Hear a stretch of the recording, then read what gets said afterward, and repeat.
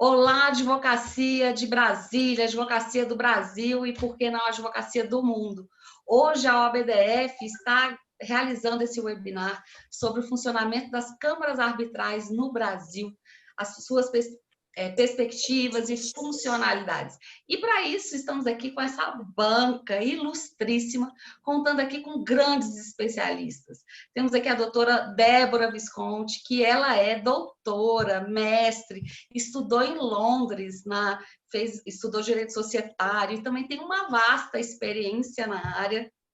Temos aqui também o doutor Gustavo Schmidt, que ele é presidente do Centro de Brasileiro de Mediação e Arbitragem, professor da FGV. Então, é um grande nome que vem aplicando com maestria todos os preceitos e os princípios da lei de arbitragem no Brasil.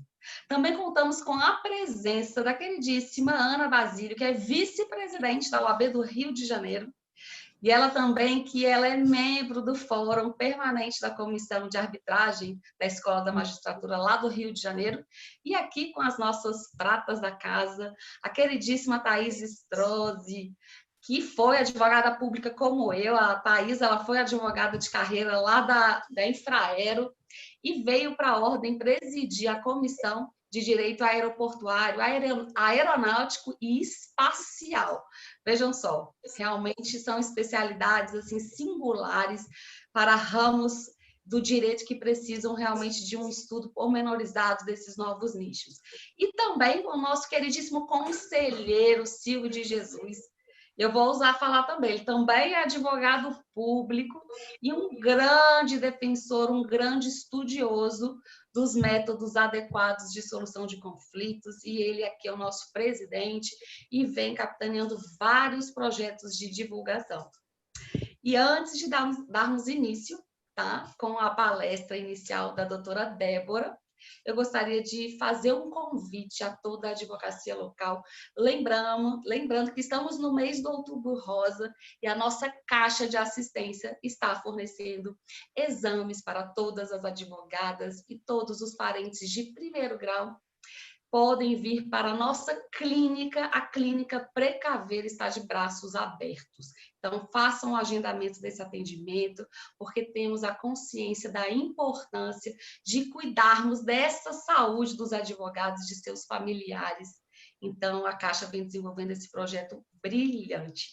Então, dado esse recado inicial, eu vou passar, então, a palavra para a doutora Débora.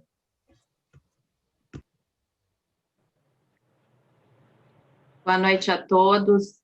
Eu gostaria imensamente de agradecer ao OAB do Distrito Federal por esse convite, e que eu agradeço, então, na pessoa da doutora Andréa Saboia. É um prazer, como nós já dissemos, nos conhecer aqui remotamente. É um prazer também participar desse painel com renomados colegas que têm muita experiência na área, que certamente eu vou aprender muito nessa discussão. E eu os cumprimento em nome, então, do Dr. Silvio de Jesus.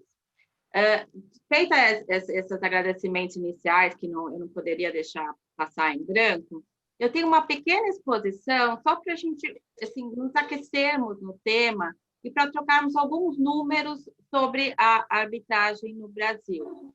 Então, eu vou compartilhar aqui a tela com vocês. É uma exposição que não deve durar a minha exposição inteira, vocês não precisam se preocupar, mas é só para a gente começar a pensar um pouquinho nesse tema. Então, nosso tema aqui principal é câmaras arbitrais no Brasil, perspectivas e funcionalidades.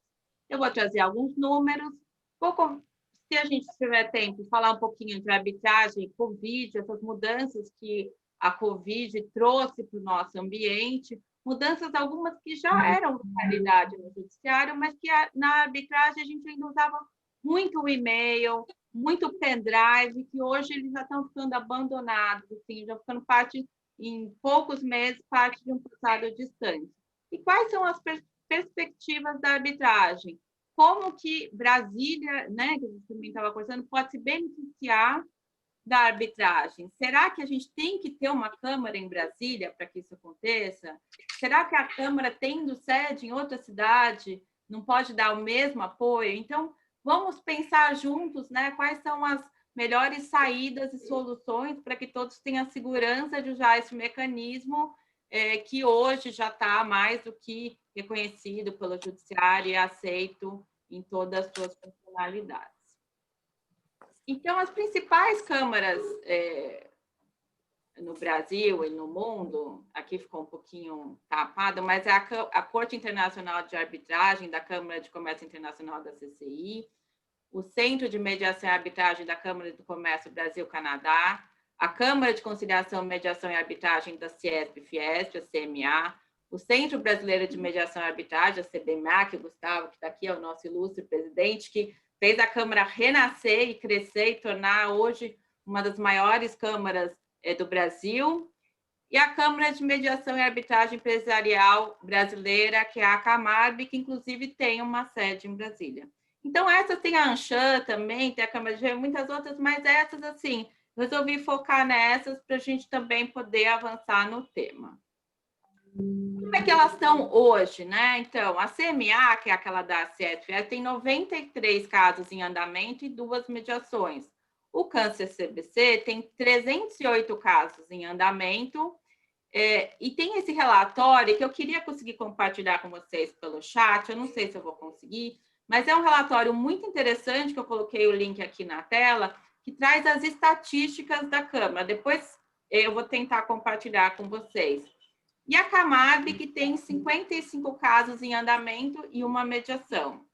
Como o foco da minha exposição ficou, então, em relação às câmaras internacionais, eu deixei as estatísticas da CCI para um segundo momento. Então, como é que está a CCI no mundo? A CCI, ela teve...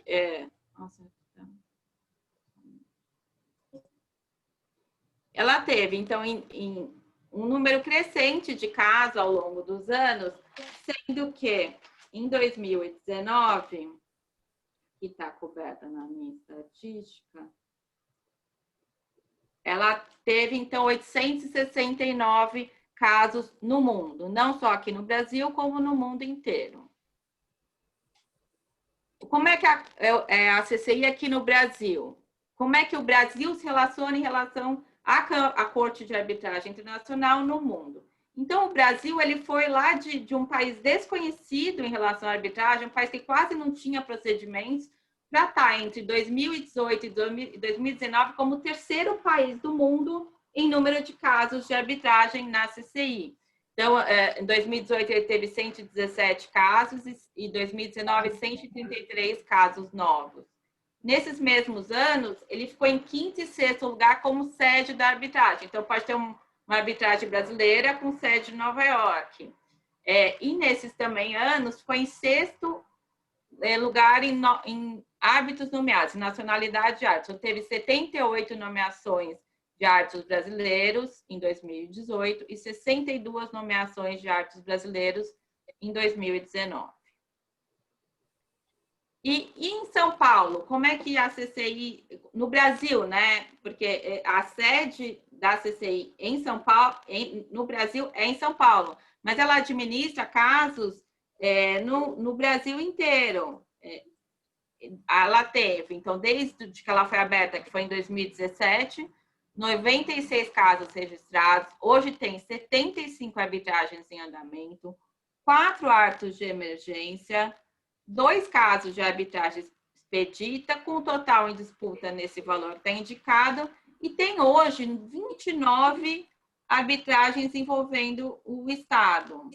E dessas 29 arbitragens, eu tenho aqui o número exato para passar para vocês, uma boa parte delas tem sede em Brasília. Ou seja, o fato da CCI estar em São Paulo, especialmente nesse nosso momento de Covid, o fato da CBMA ter sede do Rio, do CAN ter sede em São Paulo, no Rio, não impede que ela administre casos em Brasília. Então, como é que funciona a Câmara? No que ela participa? Né? Por que a gente precisa de uma Câmara então, para administrar o procedimento e no que a Câmara da Corte Internacional de Arbitragem, no que ela se diferencia das demais câmaras. Por que você pode querer que seu procedimento seja administrado pela CCI? A Câmara, ela tem um papel muito importante, todas elas nisso, na constituição do tribunal arbitral. Caso haja uma impugnação de um árbitro, então, ou a própria corte vai decidir, no caso da CCI, ou vai constituir um comitê especial para que decida essa impugnação. Ela vai controlar o prazo de sentença. No começo da arbitragem, ela vai recolher a provisão de custos, vai decidir, de acordo com a calculadora da Câmara, quais são as custas que devem ser recolhidas naquele caso específico. Ela vai decidir, com base na cláusula de arbitragem que existe no contrato, se aquela Câmara é a Câmara que tem jurisdição para administrar aquele caso. Porque as partes podem requerer a arbitragem na CCI e a cláusula prevê que a arbitragem tem que ser administrada pelo CBMA. Então, o que a Câmara vai dizer? Olha, a gente não tem jurisdição para administrar esse caso. Ela vai fazer a consolidação dos casos, quando requerida pelas partes. São 3 arbitragens envolvendo as mesmas partes que poderiam estar todas resolvidas por um tribunal só, evitando decisões conflitantes. Então, a CCI vai, então, nesse momento, decidir a consolidação desses casos. O que a Câmara, e nenhuma Câmara faz? Ela não decide o mérito, ela não vai desenhar nem a ata de admissão, não vai definir o calendário. E os outros atos processuais a Câmara não faz. E aí o grande diferencial da CCI, então, é o escrutínio da sentença, que só a CCI efetivamente faz. E o que é o escrutínio da sentença, né? Do que eu estou falando? Quando os árbitros terminam a sentença, eles têm a minuta da sentença. Na maioria dos casos, das outras câmaras, eles revêem essa sentença, submetem para a Câmara submete para as partes, normalmente nessa ordem. Na CCI, o que acontece? A minuta da sentença é, então, enviada para a secretaria. A secretaria, os conselheiros da secretaria, e aqui eu faço um parênteses, na CCI são 11 secretarias, sendo 7 em Paris, uma em São Paulo, uma em Nova York, uma em Singapura e uma em Hong Kong. Então, a secretaria responsável pelo seu caso, aqui no caso do Brasil seria a A10, ela o conselheiro responsável vai analisar a minuta, vai passar essa minuta para uma sessão privada e a corte, que é um órgão formado por pessoas do mundo inteiro, vai fazer uma revisão dessa sentença e vai devolver essa minuta para os árbitros com base nessa revisão da corte. E aí a revisão normalmente tem aspectos formais, eles falam muito se o dispositivo reflete o que está decidido na sentença, se alguma decisão faltou um pouco de consistência na decisão, se precisa de mais argumentos, se a lei aplicável está clara, se o tribunal definiu juros, correção, custas da arbitragem, se foi observado o devido processo, se os cálculos estão certos, porque nós, advogados, nossa especialidade não é fazer a parte dos cálculos, e se a sentença é exequível no país que ela vai ser executada. Então, dentro do âmbito de câmaras internacionais, eu diria que esse é o grande diferencial da CCI. Outra câmara internacional que tem algum reflexo no Brasil seria a ICDR, que é um braço da AAA. Eu trabalhei pouco com a ICDR e a minha experiência não foi tão positiva quanto foi com a CCI. Feitas essas primeiras, então, essa introdução à Câmara da CCI, porque justo me foi alocado esse tema de abordar as câmaras internacionais, eu passo, então, para essa segunda ou terceira, né, objeto da minha exposição, que seria falar um pouco, então, da arbitragem no mundo Covid e as perspectivas da arbitragem no Brasil, levando em consideração essa preocupação da OAB do Distrito Federal, no sentido de dar mais segurança à OAB em relação à arbitragem em Brasília. Então, desde que veio a pandemia, as câmaras começaram a emitir notas, a CCI tem uma nota sobre Covid, o Câncer-CBC tem algumas resoluções, a CMA tem outras, a CBMA, todas têm notas, no sentido de que os procedimentos seriam, então, administrados de forma virtual. Todos os procedimentos administrados de forma virtual e as audiências realizadas de forma virtual. E isso eliminou que talvez fosse o maior contratempo de você ter uma arbitragem administrada por uma Câmara que não tivesse sede em Brasília, que é o protocolo. Porque, no fundo, todas as relações entre a parte, a Câmara, a parte, o árbitro, já eram todas feitas por e-mail. A única coisa é que a maioria das câmaras exigia o protocolo físico, que podia ser feito pelo correio. E aí o prazo era contado do dia do e-mail e com a observação de que fosse postado em até, normalmente, 2 dias depois do prazo, a via física. Então, e aí você vai dizer, bom, mas e a audiência? Não vai ter a instalação da câmera aqui. Mas a audiência, ela pode ser montada em qualquer lugar. Ela pode ser montada num hotel, ela pode ser montada num escritório. Basta que a Câmara envolvida conheça as configurações, que ela auxilia as partes nesse processo, você não precisa de um centro físico. Então, na verdade, eu acho que é criar a cultura, né? Da mesma forma como a ANP criou a cultura e outros órgãos públicos criaram essa cultura da arbitragem, é criar e divulgar a cultura da arbitragem dentro desse meio e realmente avaliar se não ter uma Câmara em Brasília é realmente o que está barrando assim, esse desenvolvimento da arbitragem, porque especialmente agora, como a Covid, como eu estava dizendo, nem os documentos não são postados mais, os documentos são transmitidos ou via e-mail, se existe a possibilidade da transmissão via e-mail, ou via um link, ou via um Dropbox. Então, a gente não tem mais autos físicos, né, de procedimento. Todos os procedimentos são online, importa menos ainda onde está a Câmara. Eu acho que, imagino que para o futuro, para alguns casos, a audiência presencial vai ser retomada, eu espero, né? Espero que um futuro, inclusive, próximo. Mas para outros casos, assinatura de termo, audiência de case management, né? Audiência para conversar com os advogados sobre o caso, audiência não precisa mais ser presencial. A audiência de testemunha, com testemunhas, né, com peritos, talvez sim, mas em casos menores, isso poupa, se as partes especialmente estiverem em outros estados diferentes, né, isso poupa muito o recurso. Então, a gente está caminhando para cada vez mais uma arbitragem virtual, totalmente deslocalizada, que é o grande sonho dos arbitralistas parisienses, né? Que a arbitragem seja transacional e que a sede tenha cada vez menos importância na arbitragem. Então, acho que essas são as primeiras considerações. Acho que eu já estou aqui esgotando o meu tempo, eu não gostaria de passar e eu fico à disposição para debates, para responder perguntas. Obrigada.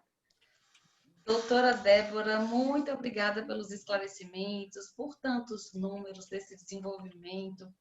E realmente são pontos que levam a essa reflexão. A questão da sede, com todo esse ambiente virtual, acaba se tornando algo absolutamente relativo. Mas ainda permanece a minha percepção aqui na advocacia local, essa aproximação por meio de consultorias especializadas que tragam realmente, já no nascedouro de todas as contratações, a previsão para a inserção de todas essas cláusulas, né, do compromisso arbitral.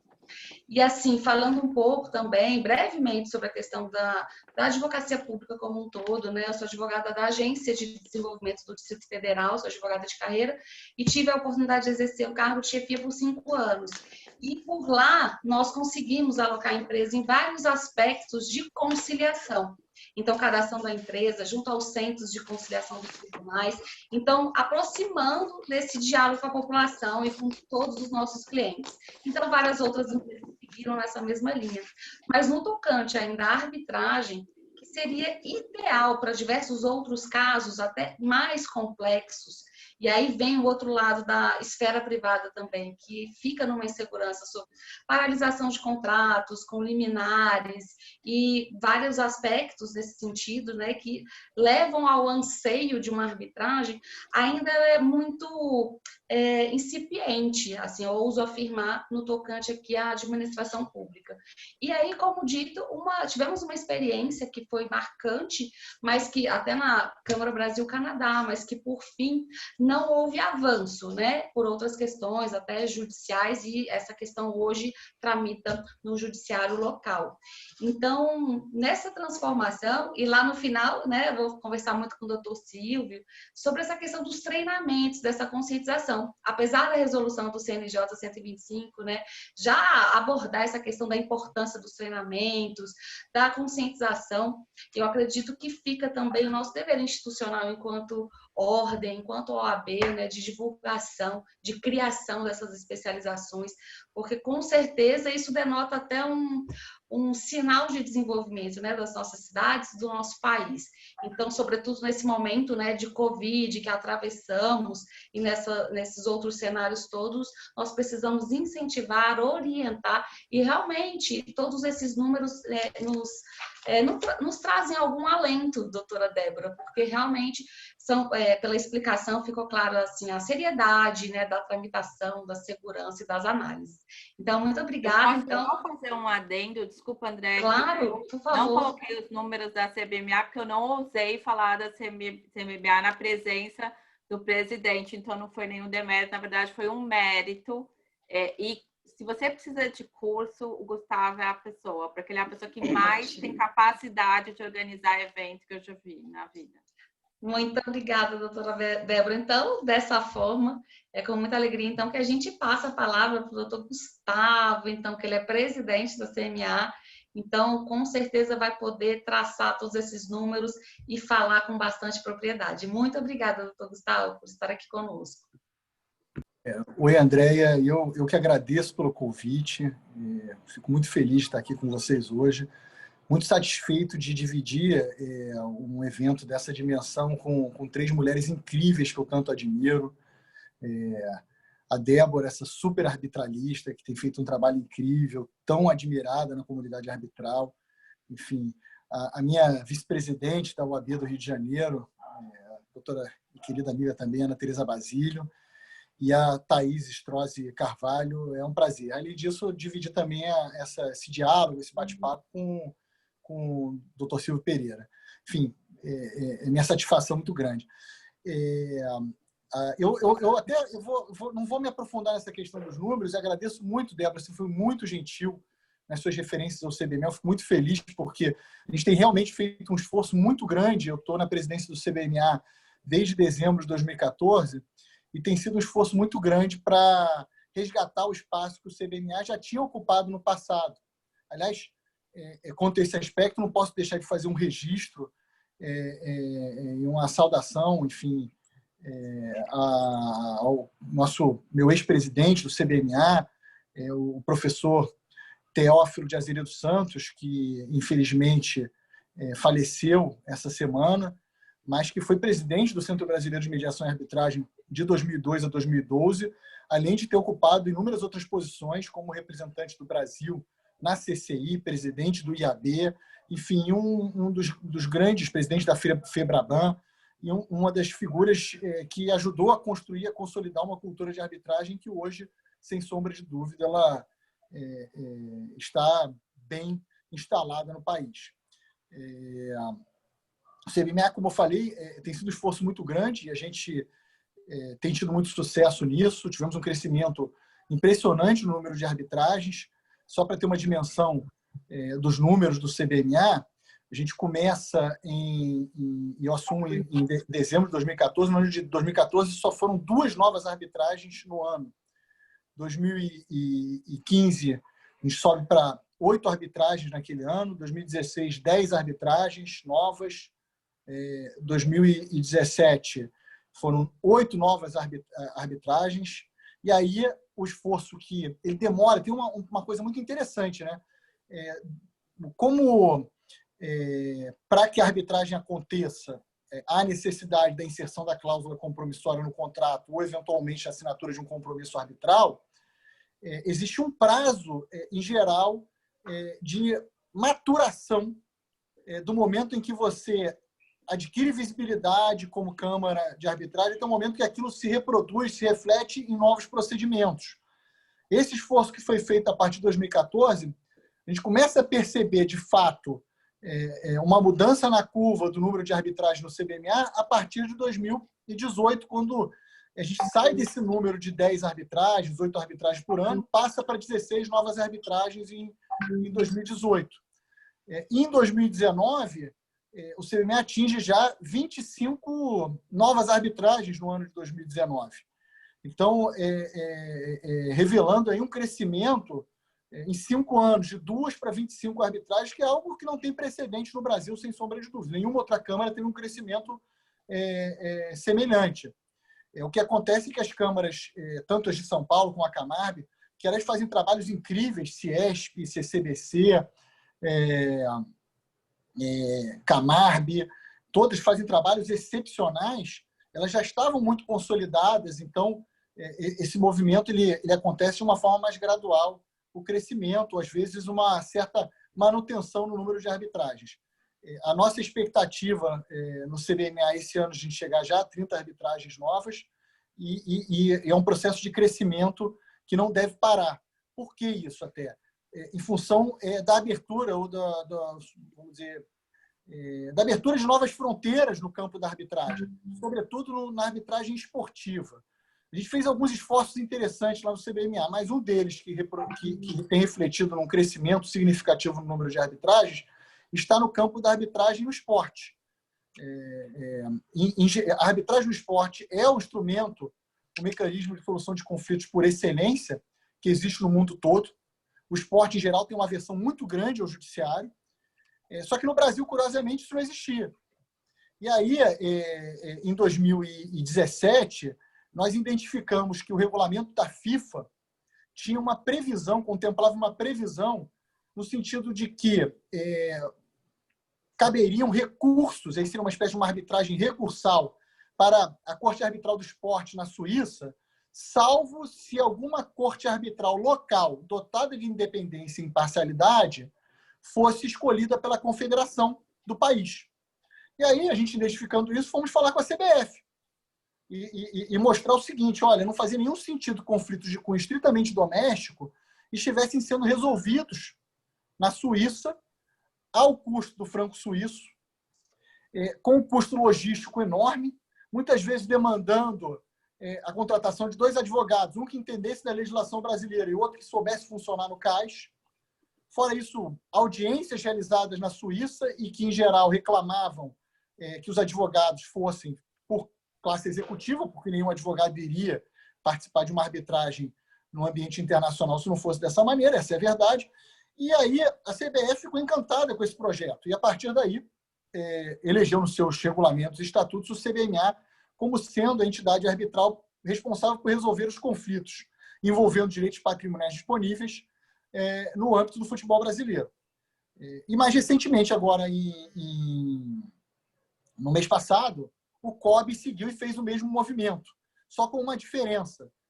No caso da CBF, o CBMA foi escolhido como instância arbitral recursal, que, na verdade, é uma arbitragem ordinária, com amplo direito de defesa, ampla produção de provas, possibilidade de perícia, de oitiva, de testemunhas, mas que, com um detalhe, o CBMA que eu digo, né, o tribunal arbitral escolhido, ele pode rever decisões que são tomadas numa instância inferior de uma entidade que ela é um órgão da CBF, a chamada CNRD. E agora, como eu falei aqui, o COB adota um modelo semelhante, com a diferença de que o CBMA assume o papel de primeira instância mesmo. o chamado TAD, Tribunal Arbitral do Desporto. Então, isso, evidentemente, foi um esforço muito grande. Outros esforços foram feitos e que tiveram efeito semelhante. Um deles, pela vocação natural do Estado do Rio, que é a área de óleo e gás, em que há a maior produção no Brasil, e exploração e produção de petróleo, e tem havido um crescimento muito grande nas arbitragens envolvendo o setor de óleo e gás no âmbito do CBMA, fruto de escolhas feitas pela ANP e também por outras entidades que atuam no setor. Isso é parte do esforço. E isso é uma construção. Tá? Tem uma curva de aprendizado envolvida, mas uma curva de aprendizado que tem sido muito, muito interessante. Com dificuldades, evidentemente, com reclamações. E é muito importante que a instituição arbitral ela esteja disponível para dialogar com os usuários da arbitragem, que ela esteja, que ela se abra, que ela permita que os principais atores dessa grande comunidade arbitral que eles possam trazer os problemas que identificam, porque problemas existem. E a gente não chegou no final da história ainda, a gente está no meio, talvez no início. E para melhorar, esse apoio ele é absolutamente essencial. Agora, tem uma coisa muito interessante nisso tudo, e uma confusão muito frequente que se faz, que o centro de arbitragem, e o CBME é um deles, mas a gente falou aqui da CIESP, da CAN-CCBC, da Camarb, eles não julgam absolutamente nada. Quem julga é o Tribunal Arbitral. A Débora, na exposição dela, ela dividiu ali o papel do centro com o papel do Tribunal Arbitral. Que quem tem jurisdição para julgar a causa não é o centro. O centro, como diz a doutrina, diz a lei em geral, é uma entidade que tem um papel essencialmente administrativo, um papel de administração do procedimento arbitral. Ele é um grande apoio para os tribunais arbitrais. Não há necessidade de se fazer uma arbitragem via centro de arbitragem, via instituição arbitral. É possível que uma arbitragem seja conduzida sem a participação de uma entidade que tenha esse papel, essa responsabilidade. Nesse sentido, a doutrina especializada, ela divide a arbitragem em duas categorias, chamada arbitragem ad hoc e arbitragem institucional. A arbitragem ad hoc é exatamente aquela em que o tribunal arbitral é escolhido para o caso sem qualquer participação de uma entidade institucional que vai administrar o procedimento. Já a arbitragem institucional é aquela em que, na própria cláusula compromissória ou no compromisso arbitral, enfim, na convenção de arbitragem, é feita a escolha de uma instituição que vai gerenciar esse procedimento. Isso, repare, Andréia, não diminui a importância do papel do centro, muito pelo contrário. Eu tenho dito isso com frequência, que no Brasil eu não recomendo o emprego da arbitragem ad hoc. Tá? E aí eu me lembro aqui de um episódio, eu estava compondo uma mesa com o Lauro Gama e o Nelson Eiserick. Tá? E aí o Nelson, o tema era esse, arbitragem institucional ou arbitragem ad hoc. E o Nelson faz um comentário dizendo basicamente o seguinte, né? O Nelson, aquela pessoa com aquela gentileza, calibre como advogado, grande jurista que ele é, ele vira e fala, não, eu participei de uma arbitragem ad hoc e funcionou muito bem. Aí eu deixei, quando ele terminou, eu falei, Nelson, só funcionou muito bem porque era você que era o árbitro, entendeu? Porque ela não funciona no Brasil, ela não tem como funcionar. Só uma pessoa com a autoridade moral do Nelson, com a experiência dele, com a tranquilidade e a humanidade dele que permitem que uma arbitragem ad hoc vá funcionar bem. Porque a arbitragem ad hoc ela demanda um nível de harmonia, um nível de diálogo entre os advogados e as partes que é muito contrária à cultura do advogado brasileiro, que é uma cultura de muita beligerância. O advogado brasileiro, eu falo por mim, você termina uma faculdade de Direito, você está muito bem treinado para fazer uma petição inicial, uma contestação, um recurso. Isso o advogado brasileiro está prontinho ao final da faculdade. Agora, se ele tiver que sentar para negociar alguma coisa, para buscar consenso, é muito, muito difícil para ele, porque ele não foi treinado para isso. A nossa cultura é uma cultura jurídica de litígio. E exatamente por isso, é muito mais difícil que a arbitragem ad hoc funcione. Ela pode funcionar, evidentemente, mas é mais difícil. Por quê? O que acontece numa arbitragem ad hoc é que as partes elas vão ter que sentar e conversar para ajustar o procedimento como um todo. Já na arbitragem institucional,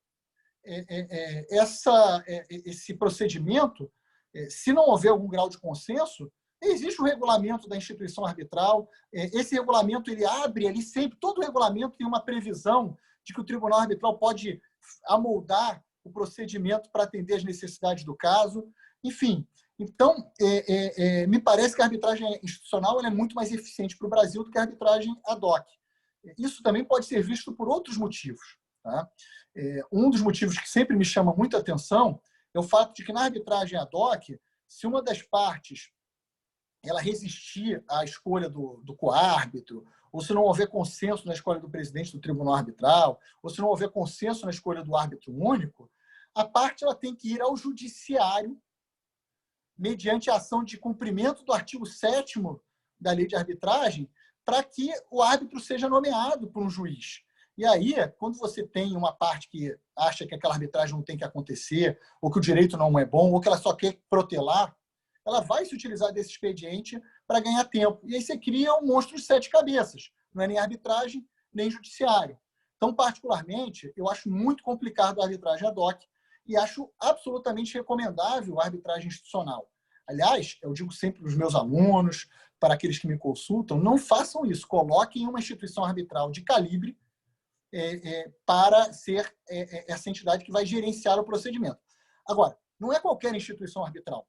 O José Roberto Castro Neves, outro advogado que eu admiro muito, ele gosta de contar uma vez um cliente que teria chegado no escritório dele num litígio e falou, não, é uma arbitragem, eu vim contratar o senhor, e aí teria conversado com ele, examinado o caso como um todo, e identifica uma Câmara, uma instituição arbitral, enfim, de um Estado da Federação e que não tem assim, instituições arbitrais reconhecidas, e ele não conhecia aquela instituição arbitral.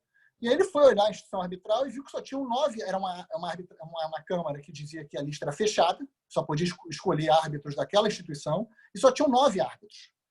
E aí ele perguntou para o cliente por que o cliente tinha escolhido aquela Câmara, e ele falou que a negociação estava tão boa na hora da assinatura do contrato, que a única questão que o outro lado impôs foi a escolha dessa Câmara. Eu falei, tá bom.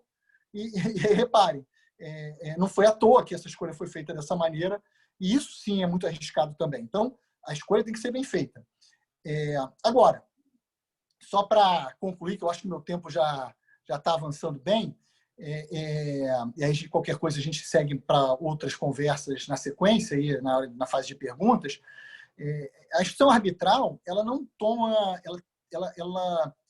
é verdade, ela tem um papel administrativo, mas em alguns casos ela exerce uma jurisdição de cunho precário. Tá? Isso acontece, vai depender do regulamento e também do que estiver previsto na cláusula compromissória, mas existem instituições arbitrais relevantes no mundo que, antes da formação do tribunal arbitral, a instituição arbitral ela toma e decide questões de urgência. Não é um árbitro de emergência nem o judiciário, mas é a própria instituição arbitral. Um exemplo aqui é a Corte Arbitral do Esporte na Suíça, que, quando há necessidade de uma tutela de urgência, o chefe da divisão de arbitragem, ele toma essa decisão. É como se eu, pelo CBMA, tomasse uma decisão. E aí, sim, existe um exercício de uma jurisdição de cunho precário e excepcional, mas ela acontece. E também no CBMA, eu já tive a oportunidade, em algumas situações, de tomar decisões também, ainda que em caráter precário, de cunho semi-jurisdicional, como acontece, por exemplo, quando é objetada a própria eficácia, existência ou validade da cláusula compromissória. E aí a Câmara ela tem esse papel de avaliar se a cláusula compromissória é eficaz ou não. Se a Câmara entender que há uma manifesta invalidade, uma manifesta inexistência, a Câmara pode acolher e pode extinguir o procedimento arbitral. Eu, inclusive, vivi uma experiência que me chamou muita atenção, porque um conflito de 200 milhões de reais, em que a parte entrou com um requerimento de instauração da arbitragem, aí o requerido alegou, olha, o CBMA não tem jurisdição sobre o caso, não tem competência. Por quê? Porque foi eleita uma outra Câmara, até uma Câmara de Brasília, agora eu não lembro o nome da Câmara, e que o nome é muito parecido com o do CBMA. E o que a gente fez? A gente teve que extinguir o procedimento. Só que o prazo prescricional ele estava se avizinhando naqueles dias. E depois eu soube que essa arbitragem ela foi conduzida, e houve, vamos dizer, o reconhecimento da prescrição de 200 milhões de reais. Então, fiquei assim, apavorado com aquilo, mas não tinha outra opção a não ser extinguir o procedimento. Então, as instituições arbitrais, elas, como eu falei aqui, excepcionalmente também exercem jurisdição em caráter muito precário, muito provisório, sempre passível de revisão pelo tribunal arbitral na sequência. Acho que essas são as minhas considerações. Evidentemente, tem mais coisa para falar, mas no tempo disponível eu vou ficar por aqui e fico à disposição. Doutor Gustavo, muito obrigada pela sua explanação, com todos esses dados, com toda essa visão. Eu gostaria também aqui de registrar, então, meus sentimentos, né, pelo passamento do doutor Teófilo Santos, como você bem registrou logo no início, e também falar um pouco disso, dessa necessidade desse estudo maior sobre o princípio da solidariedade. O ministro Reinaldo Fonseca, do STJ, né, que dedicou seu estudo de mestrado para esse tema, ele fala muito sobre isso, essa necessidade dessa nova cultura. E aí, com certeza, né, até quando você coloca da questão da aversão do direito desportivo à justiça comum, no dia a dia o que acontece é justamente o inverso, né? A gente percebe empresários que ainda acreditam, clientes que levam, olha, eu vou levar para o judiciário a questão daquela justiça ferro e fogo. E muitos só pensam até numa medida de conciliação ou outras formas adequadas após uma condenação ou até mesmo qualquer fase processual mais avançada diante de um prejuízo ainda maior. E também, levando em consideração, aqui, sobretudo, eu falo de Brasília, que um novo código, até mesmo com a imputação de uma sucumbência realmente envolvendo o valor da causa, já tem gerado um efeito de evitar essa judicialização. Então, assim, levando muito em consideração o que nós fazemos pela Companhia Imobiliária de Brasília, né, que são sempre contratos milionários, então, os processos ainda, que eu reputo até assim, aventureiros, porque antes do código ainda existiam essas leis, não, vamos tentar no judiciário, então tinha um oportunismo diante de trás disso tudo, né? E que hoje em dia, diante dessas sucumbências, essa necessidade de uma revisão dessa proposta e até mesmo da gestão pública, né, em relação a isso, de enfrentamento dos problemas de forma antecedente, de realmente buscar uma solução eficaz. E isso para os grandes diante da situação de um prejuízo maior, mas também para os pequenos empresários que não podem realmente aguardar tanto tempo aguardando uma solução definitiva. Então, muito obrigada por compartilhar tantas novas searas, novos nichos. Então, realmente, os advogados eles precisam buscar esse novo olhar, buscando realmente essa nova diretriz, porque, com certeza, é o direito do futuro, né? A conciliação, a arbitragem, a mediação. Então, nós todos precisamos nos incumbir, né, dessa transmissão e dessa difusão ainda maior. Então, muito obrigada.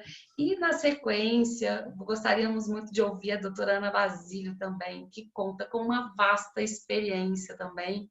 E tem vários projetos que já vem desenvolvendo, até mesmo para essa transformação tão necessária, né, para que a gente possa avançar a passos largos, né? A legislação ela já é de mais de uma década, né? Mas ainda precisamos de outros instrumentos, talvez, de aplicação mais ampla. Com a palavra, doutora Ana. Muito obrigada, querida Andréia.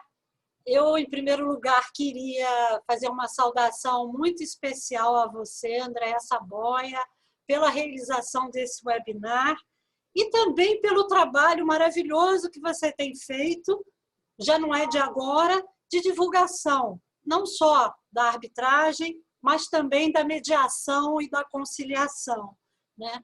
Você fez um trabalho importantíssimo em ente público, através da conciliação, da mediação, e agora traz a advocacia de Brasília e do Brasil e do mundo, como você disse, esse evento maravilhoso sobre esse tema tão importante. Eu também queria saudar o doutor Gustavo, presidente do CBMA, colega de OAB do Rio de Janeiro, o conselheiro Silvio de Jesus, a doutora Thaís Strozzi e a doutora Débora Visconti. Eu gostaria de falar aqui, Andréia, Em primeiro lugar, também, fazer uma homenagem ao queridíssimo professor Teófilo Azeredo Santos, mas não só pelos títulos que o Gustavo muito bem já mencionou, que ele tinha, mas pela contribuição que ele deu à arbitragem no Brasil e à advocacia, né? A primeira comissão de arbitragem de OAB no Brasil foi no Rio de Janeiro. Eu tive a honra de ser vice-presidente do professor Teófilo, ele foi o primeiro presidente de comissão de arbitragem aqui do Rio e eu fui a vice-presidente dele. E nós criamos também aqui no Rio, naquela ocasião, ainda falando de 98, né? Muitos anos atrás, nós também criamos, junto com ele, o Tribunal de Mediação e Arbitragem da OAB para litígios referentes às sociedades de advogados e de advogados, né? Que eu tive a honra de ser a primeira presidente. Mas o professor Teófilo, ele, com seu prestígio e seu reconhecimento internacional, sobretudo no ICC, ele realmente, a partir da promulgação da lei de arbitragem, ele foi um dos principais defensores do Instituto e um dos principais representantes do Brasil no ICC. Ele era o presidente aqui do ICC no Brasil, né? O ICC já tinha um escritório aqui no Brasil que era presidido por ele, e ele e Carlos Henrique Frois, também falecido e muito saudoso, os dois foram grandes representantes da advocacia brasileira no ICC. O professor Teófilo, como presidente aqui no Brasil da Secretaria do ICC, e o Carlos Henrique Frois, também um queridíssimo amigo e colega, que foi vice-presidente internacional do ICC. Então, assim como a colega Débora Visconti mencionou, que hoje o Brasil figura entre um dos principais países com atuação no ICC, mas eu tenho certeza que essa participação foi possível, e a introdução e a utilização do ICC aqui como um mecanismo, como uma das maiores câmaras do mundo, né, em atuação forte aqui no Brasil, se deve, sem sombra de dúvida, desses dois advogados brilhantes, o professor Teófilo Azeredo Santos e também o professor Carlos Henrique Frois. Nós temos vários livros e trabalhos do professor Teófilo, eu até tenho a honra de ter escrito, em parceria com outros colegas, um estudo em homenagem a ele, mas eu não queria deixar aqui de mencionar a gratidão que nós todos temos que ter, a advocacia e a comunidade jurídica, pelo trabalho que ele fez em prol da arbitragem, logo no primeiro ano de vigência da lei de arbitragem.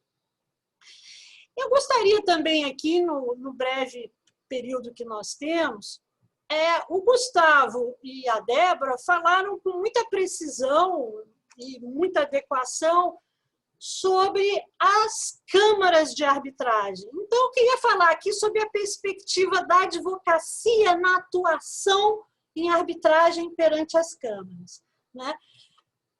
Nós, advogados, de fato, o doutor Gustavo tem toda a razão. Nós, advogados, no Brasil, temos a cultura litigiosa, a cultura do contencioso ainda muito arraigada, embora nos últimos anos, não só a arbitragem, como os outros métodos adequados de solução de litígios, tem se desenvolvido de uma maneira muito expressiva, né? E eu até destacaria aqui o caso da mediação, que é política pública declarada pelo Conselho Nacional de Justiça desde a Resolução 125. Né? Então, eu acho que, aos poucos, nós estamos realmente sofrendo uma nítida mudança de cultura. Eu diria, com relação à atividade de nós, advogados, na arbitragem, e isso é muito importante para a advocacia, né? Porque esse é um instrumento de trabalho muito importante. Para aqueles que ainda não atuam, é muito importante que estudem o tema, e eu digo com muita tranquilidade. Quem advoga no processo judicial, advogará muito bem e com muito mais facilidade num processo de arbitragem. Por quê? Porque o processo de arbitragem tem um rito muito menos complexo do que o rito do processo civil. A arbitragem, ela é um rito concentrado, como nós sabemos, é apenas uma instância, a sentença arbitral transitada e julgada é título executivo e, não, em geral, não há recurso. Embora na arbitragem mencionada pelo doutor Gustavo perante o CBMA, no qual até eu já fui árbitra no direito desportivo, o CBMA atua como segundo grau arbitral, né? Que é uma curiosidade. Eu até funcionei um processo em que a gente julgou como segundo grau arbitral, revisando uma sentença arbitral de primeiro grau, né? Mas isso é uma raridade e, na grande maioria das situações, a arbitragem é apenas uma instância. Por isso, essa é uma das razões, além do rito concentrado, é uma das razões pelas quais o processo de arbitragem ele é necessariamente muito mais célere do que o processo judicial. Evidente, se você tem várias instâncias judiciais, não há como competir. Ainda que a arbitragem envolva uma perícia complexa, eu já atuei como advogada em arbitragens, nós demoramos quase 2 anos uma perícia. Era uma obra de hidrelétrica extremamente complexa, mas ainda assim o processo foi muito mais rápido do que seria perante o poder judiciário. Mas nós, como advogados, a arbitragem, esse instrumento de trabalho, essa ferramenta de trabalho, que desde 97 ela foi reintroduzida no nosso cenário jurídico. Eu gosto muito de dizer que foi reintroduzida, porque a arbitragem, no período imperial, no século XIX, era um instituto absolutamente trivial no Brasil, a ponto do nosso Código Comercial de 1850 prever que alguns tipos de litígios societários deveriam necessariamente ser submetidos à arbitragem. Ainda posso acrescentar que a Constituição, a primeira Constituição, a Constituição Imperial do Brasil, também previa algumas situações arbitrais. Então, na verdade, o que a gente sempre precisa ter em mente é que houve uma restauração do Instituto no Brasil, né? Ele não é novo no Brasil, ele foi restaurado, né? E eu diria o seguinte: a consistência, a rigidez desse instituto tão importante inclusive para a economia. Hoje, Andréia, nós vivemos num mundo globalizado já há muitas décadas. E no mercado internacional, aquelas grandes empresas que atuam, elas preferem a solução dos seus litígios, em geral, através de arbitragem, né? Por quê? Porque ela é mais célere, porque a escolha da Câmara e a consistência da Câmara dá às partes maior estabilidade e segurança jurídica, né? Então, nesse cenário internacional, se nós não tivéssemos, como temos, uma das melhores leis de arbitragem do mundo, nós estaríamos perdendo mercado, perdendo negócios e perdendo contratos, né? Agora, eu diria o seguinte: eu ouso discordar do doutor Gustavo com relação à arbitragem ad hoc. Não há dúvida que a arbitragem administrada perante uma Câmara, ela é muito mais organizada. Não há nenhuma dúvida disso, né? As câmaras, e cada vez mais, e o CBMA é um grande exemplo disso, as câmaras cada vez mais estão com experiência, confiabilidade. O CBMA é um grande exemplo e motivo de muito orgulho aqui de nós, cariocas, e nós do Rio de Janeiro, né? Mas eu diria o seguinte: eu já fui árbitra ad hoc também, por nomeação judicial. Até foi numa época em que ainda estava se discutindo se a administração podia ou não se envolver em arbitragem. Aí houve uma decisão do ministro Fux, ainda no STJ, determinando a submissão de um ente público à arbitragem, e ele determinou que o juiz de primeiro grau indicasse o árbitro, e eu tive a honra de ser indicada. E digo que a arbitragem funcionou perfeitamente. Isso não foi hoje nem ontem, isso tem mais de 10 anos, né? Funcionou perfeitamente, as partes atuaram de uma maneira adequadíssima, a audiência também fluiu de uma maneira muito, muito cordial, com muita urbanidade, né? Nós gravamos todos os atos, eu preferi, na ocasião, a sentença arbitral. Mas é claro que isso é uma exceção, eu concordo com o Gustavo que isso é uma exceção. O mais confortável é a arbitragem administrada por uma Câmara. E como a Débora Visconti mencionou, a Câmara é um grande cartório, né? Aqui para os advogados de contencioso ou advogados que estão nos assistindo, a Câmara de Arbitragem ela é a secretaria, ela é a gestora, né? Quem julga não é a Câmara, quem julga são os árbitros, que é o Tribunal Arbitral, né? A Câmara faz a gestão, né? Então, sem dúvida nenhuma, é muito mais confortável a arbitragem realizada perante uma Câmara. Mas eu não descartaria por completo a arbitragem ad hoc. Por quê? Porque em algumas circunstâncias ela é menos onerosa e ela pode funcionar bem. Mas eu concordo com o doutor Gustavo que isso são situações muito excepcionais, né? Não é a regra. Agora, eu diria para os advogados que a ferramenta que a lei de arbitragem já recentemente aperfeiçoada, né, por uma comissão presidida pelo ministro Salomão, que de fato deu uma grande aprimorada na lei de arbitragem, eu diria o seguinte: para a advocacia, o advogado pode atuar, lógico, como advogado de uma das partes, mas ele pode atuar também como árbitro. Aliás, na minha opinião, os melhores árbitros são, sim, os advogados, porque a arbitragem, por mais que tenha um rito concentrado, um rito simplificado, é preciso conhecer direito e conhecer alguma coisa de processo para não deixar que a arbitragem venha a se perder com atos desnecessários, para colocar ordem no processo. Então, o advogado também pode ser árbitro, e muitos são, né? Eu tenho a honra de participar de várias arbitragens como árbitro, inclusive algumas em Brasília, né? A Agência Nacional de Transportes, ela, nos contratos de concessão, ela tem cláusula de arbitragem ICC, e eu tenho 2 arbitragens em Brasília, a sede é Brasília. Mas a administração é pelo ICC, contra a Agência Nacional de Transportes.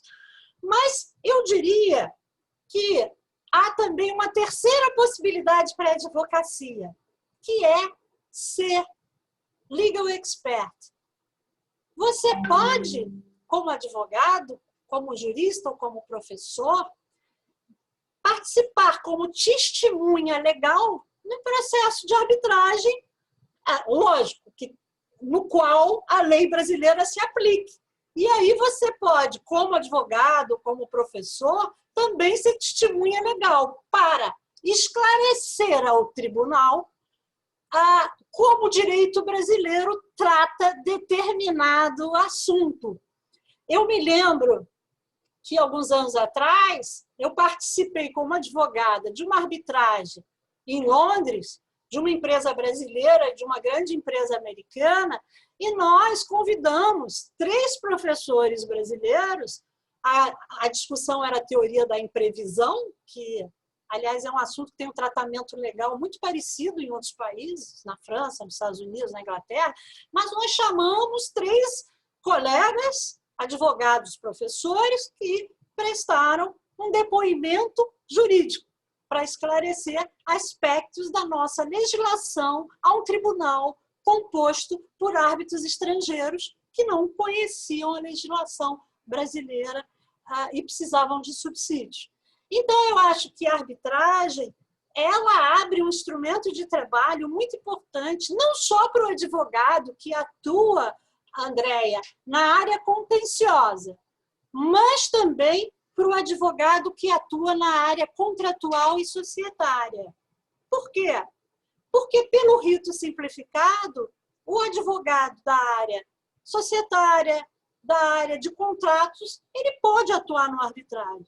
E muito importante também para o trabalho dele conhecer bem esse instituto para elaborar cláusulas de arbitragem que sejam rígidas, adequadas e para escolher a Câmara que melhor satisfaz aquela situação. Esse trabalho é necessariamente feito pelo advogado. Eu já vou terminando aqui, que o meu tempo está chegando ao final, dizendo o seguinte, o trabalho que tem sido feito na área de arbitragem é maravilhoso.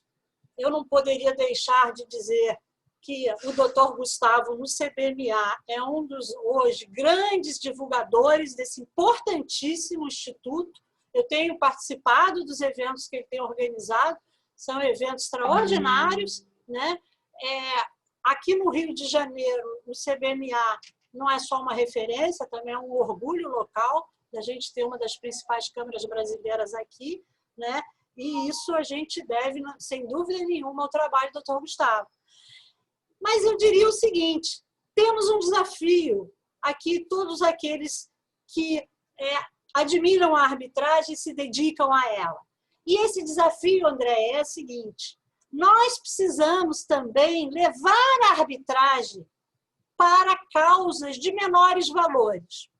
Hoje, nas grandes causas, a cultura arbitral já está absolutamente consagrada no Brasil.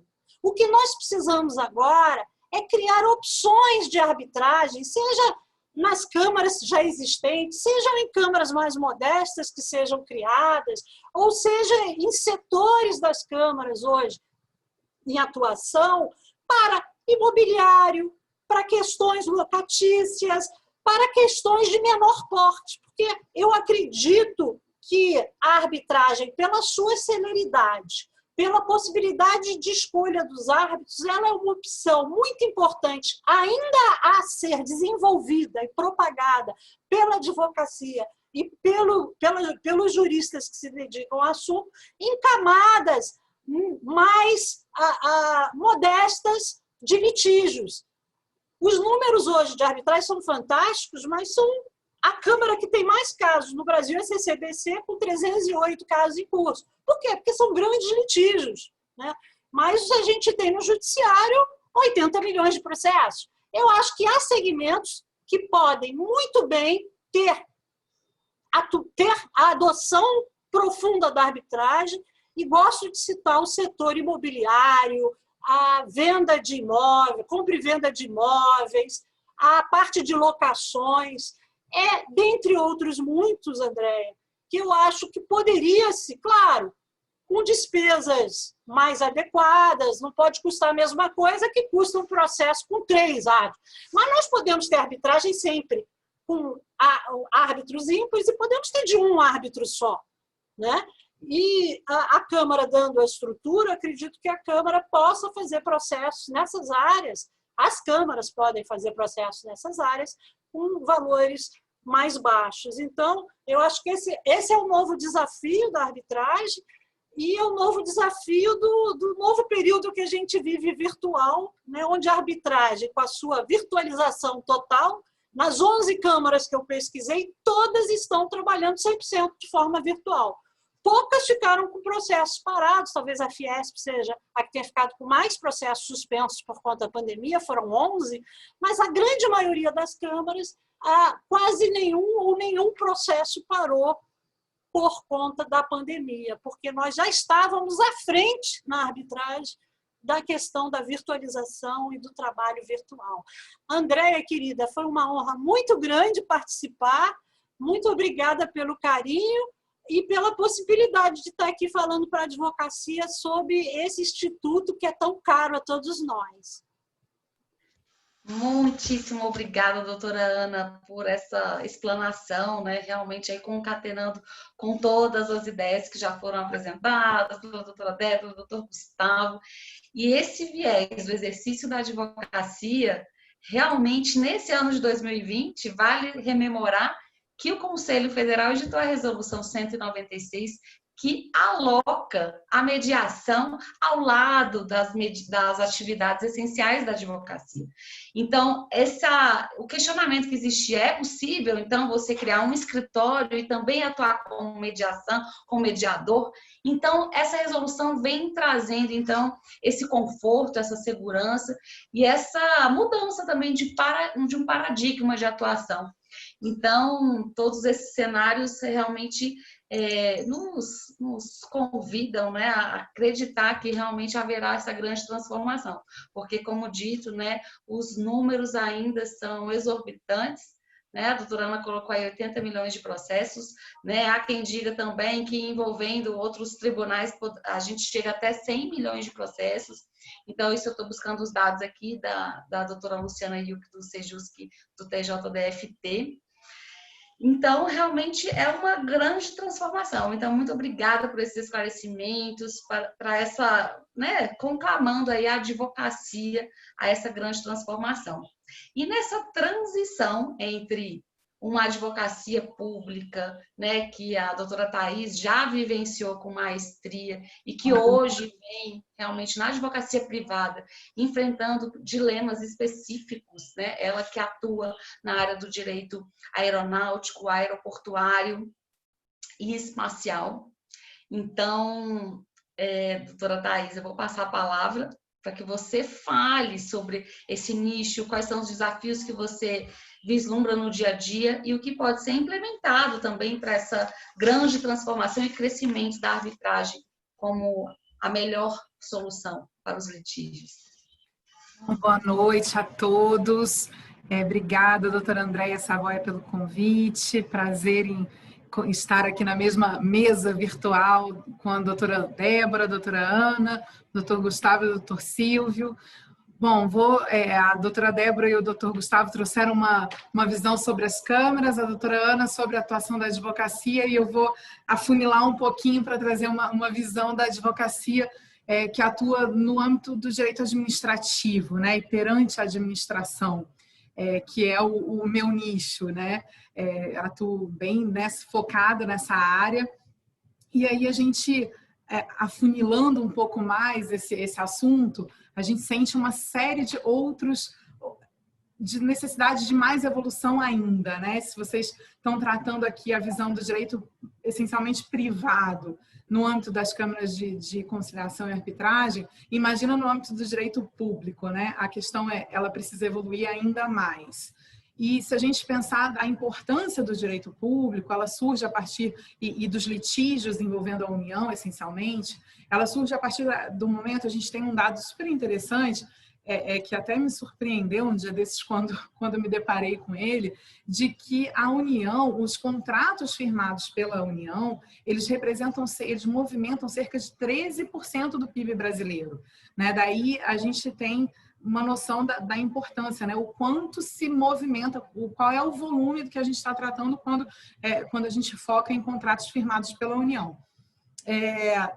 E aí, a partir de 2015, né, com a alteração da Lei 9307 de 96, foi ampliado o âmbito da aplicação da lei da arbitragem, permitindo a utilização da arbitragem também pela administração direta e indireta, né? E a lei traz uma série de regras, enfim, inclusive adotando aí a arbitragem institucional como uma regra, corroborando o que o Dr. Gustavo disse. Isso para a União até faz mais sentido mesmo, né? Que a arbitragem institucional seja a regra e a ADOC, ela, embora possa acontecer, tem que ser justificada dentro de todos aqueles trâmites burocráticos, né, próprios do direito administrativo. E, enfim, uma coisa que eu gosto de fazer sempre um paralelo, puxando um pouco a sardinha para o meu lado, quando a gente pensa em aviação, eu não sei se vocês usam, se já viram aquele aplicativo chamado Flight Radar. É um aplicativo que você consegue ver todos os voos ao vivo, né? Você tem um desenhozinho do aviãozinho voando. Quando a gente enxerga o Brasil, tem, ok, um bom volume, mas quando você, na mesma hora, você rola a tela e olha para os Estados Unidos, você vê assim, você quase não consegue enxergar o mapa de tanto avião que tem no céu. Então, eu sempre falo assim, gente, esse é o potencial, o nosso potencial, a gente pode chegar lá, a gente pode, né, quando você vê o mapa do Brasil, ele está ali rarefeito com alguns aviões voando. É mais ou menos o mesmo paralelo aqui no caso, em que a gente tem 80 milhões de processos, né, judiciais, e aí, né, envolve uma parcela enorme, um dos maiores litigantes é a União, em paralelo, de outro lado, os processos nas câmaras de arbitragem se tem cerca de 900 e poucos. Eu até fiz aqui um levantamento, de acordo com um levantamento feito pela CESA, em 2018, eram 919 procedimentos arbitrais, sendo que desses só 94 envolviam a administração pública. Então, esse é o gap que a gente tem, né? A gente está em 900 procedimentos arbitrais contra 80 milhões de processos judiciais. É mais ou menos o paralelo ali do que a gente faz do quanto a aviação brasileira pode crescer, se comparada dos Estados Unidos ou mesmo da Europa. Os processos judiciais da mesma forma, os processos arbitrais, procedimentos arbitrais da mesma forma, eles têm todo esse gap para crescer. Então, é disso que a gente está falando, né? Daí a importância da gente ter um olhar próprio para essa questão que ainda é nova, embora a doutora Ana tenha destacado que houve esse resgate lá em 96, já havia essa previsão anteriormente, mas ainda estamos tratando né, poucas décadas contra vários séculos, né, de uma cultura jurídica litigiosa. Então, isso nos faz voltar o interesse e o olhar para os procedimentos arbitrais. E a gente aqui no dia a dia em Brasília, a gente sente muito esse gap, né? E quando a gente fala tanto com clientes quanto na administração pública, o olhar é sempre, será? Né? No judicial a coisa flui melhor, né? Embora, sim, exista a preocupação com os honorários suplemenciais e tudo, né?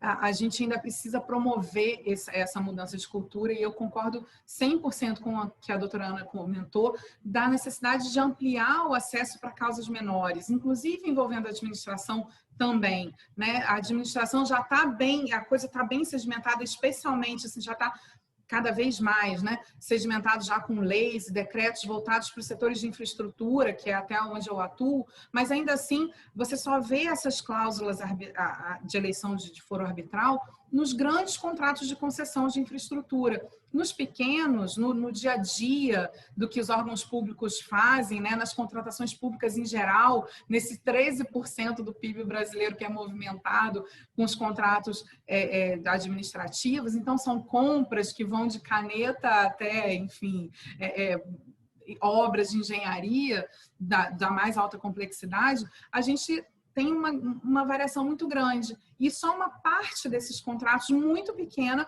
é que tem o foro de eleição, né? Então, eu tenho exatamente essa mesma impressão, doutora Ana, de que a gente precisa fomentar isso mesmo. Esse é um grande desafio. E, assim, um dia desses, comentando, até em razão do Covid, né, que impactou de forma violentamente o setor aeroportuário de aviação civil, precisamos, né, renegociar uma série de contratos e tal. E no âmbito dessas renegociações surgiu essa ideia, por que não?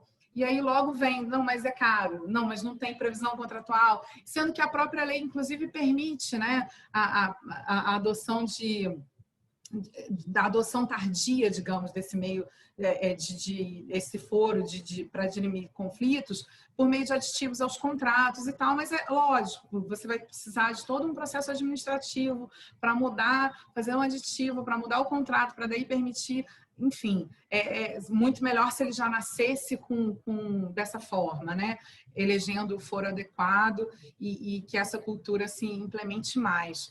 E, enfim, acho que só para fechar, não vou me alongar muito depois de tão brilhantes exposições dos que me antecederam, realmente deixar esse recado de que a gente precisa amadurecer a ideia, implementar efetivamente no âmbito da administração pública. E aí eu destaco muito a necessidade de se passar por uma conversa, um diálogo, com o TCU e com os tribunais, com os órgãos de controle, porque a gente sente sempre muito receio do administrador público de adotar decisões, principalmente no âmbito de mediação, né?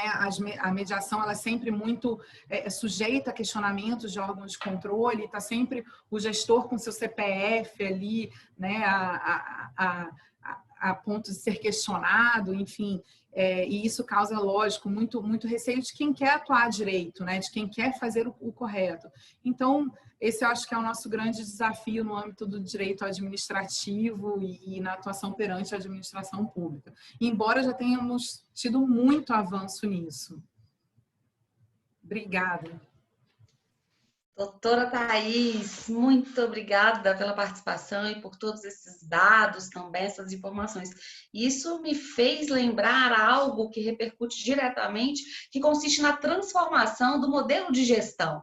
Porque não adianta, né? Em que pese vem agora o judiciário, temos as leis aptas, né, a plena utilização, e agora, claro, o judiciário com o incentivo, né, constante para a conciliação, mas ainda esbarramos no modelo de gestão. E aí, quando a gente identifica, né, essa alternância necessária, claro, advinda de 4 em 4 anos, com as mudanças todas que ocorrem, o que a gente esbarra? Sempre.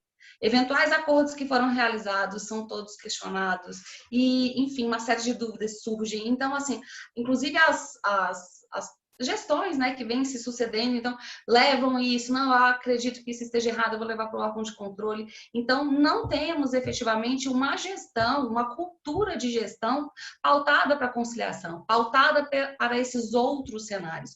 E aí, essa questão da burocracia é algo muito grave, não a burocracia essencial pela formalidade dos atos, mas eu digo essa burocracia que realmente atrasa. E eu verifico, e eu já constatei, infelizmente, situações, né, que o particular pede uma informação, não obtém pela demora do processo, e aí alcança uma sentença para suprir aquela informação. Então, quando a gente se depara com uma situação como essa, então, gente, espera aí, uma sentença judicial chegou mais rápida que a própria resposta administrativa. Então, existem uma série de modelos, e o próprio servidor público também, diante dessas legislações que são diferentes de um padrão inicial muito fechado de atuação, eles sempre buscam levar para, não, eu não vou adotar dessa forma, eu não vou decidir dessa forma. E isso a gente também encontra na aplicação das parcerias público-privadas.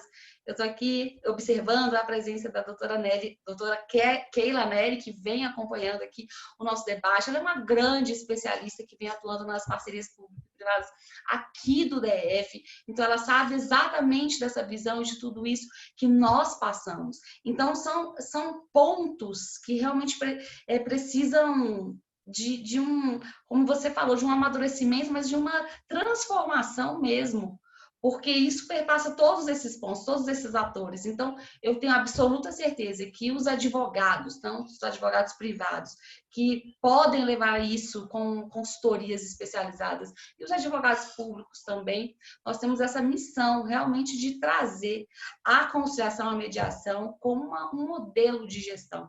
Né? E, claro, eu acredito muito na solução também dos árbitros, né? Dessa confiança, dessa celeridade, na capacidade, na especialização. E aí, por vezes, até como a doutora Ana coloca também, né? Que apesar do conhecimento jurídico do Poder Judiciário, são grandes generalistas e para pontos específicos. Então, a formação dos árbitros realmente é um ponto que faz realmente a diferença ali no dia a dia, realmente para a eficácia desses atos. Então, agora para o nosso último painel, querido doutor Silvio, que vem então aí à frente da nossa comissão de métodos adequados de solução de conflitos, para falar o que a comissão tem feito, quais são as perspectivas também para a nossa OABDF e para a advocacia local. Com a palavra.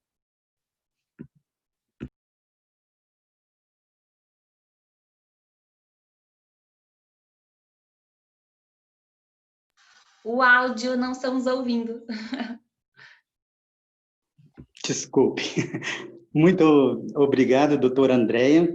É um prazer muito grande estar aqui com essas pessoas que são ícones da arbitragem, né? A doutora Débora, o doutor Gustavo, a doutora Thais, pessoas que dou o meu boa noite. Um dos grandes debates que sempre temos na nossa comissão vai ao encontro desse pronunciamento aqui da doutora Ana, em que há necessidade de contemplar o pequeno e médio litígio, que é a questão da segurança na arbitragem. A sociedade, aí eu estou falando sempre de Brasília, que é o mercado que eu conheço, a sociedade ela ainda não confia plenamente na arbitragem. Isso faz um certo sentido, porque essa falta de confiança começa logo com a própria publicação da lei da arbitragem, quando estava em discussão um agravo regimental no Supremo, em que se discutia uma homologação de uma sentença arbitral estrangeira. E, a partir daí, questionou-se a constitucionalidade da Lei 9.307. Então, somente em 2001 é que houve o fim desse julgamento e que foi reconhecida a constitucionalidade da 9.307 e que as pessoas começaram a ver a arbitragem como uma ferramenta para solução do litígio. Só que em Brasília, aí eu reafirmo, houve um afã de pessoas de abrir Câmara que não se utilizava o nome de Câmara de Arbitragem. Eram sempre tribunais, juizados, arbitrais e entre outros nomes. Todos sabem que uma Câmara Arbitral é uma empresa privada, com devido registro na junta comercial, etc. E, então, a gente sabe também que há possibilidade de utilizar no contrato social o nome fantasia.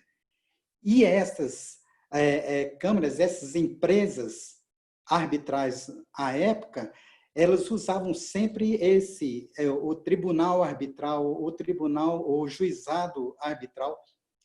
E o que é pior, usavam brasão da República, usavam o logo do Tribunal de Justiça e muitas outras situações que foi necessário que o Ministério Público interferisse nesse comportamento. E, então, um dos procedimentos que existia, que era comum nas câmaras daquela época, era a intimação de pessoas para comparecerem à Câmara e assinar um compromisso arbitral. Então, não era a vontade da parte. O tribunal, entre aspas, aí, né, a Câmara, intimava as pessoas. Então, nesse TAC, ficou, que foi contra um desses tribunais, mas que foi estendido a todas as empresas arbitrais da época.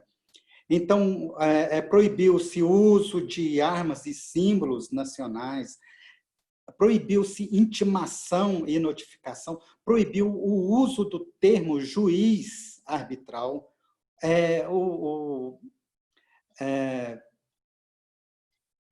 e várias outras situações que até constrangia a parte a participar de uma um procedimento arbitral.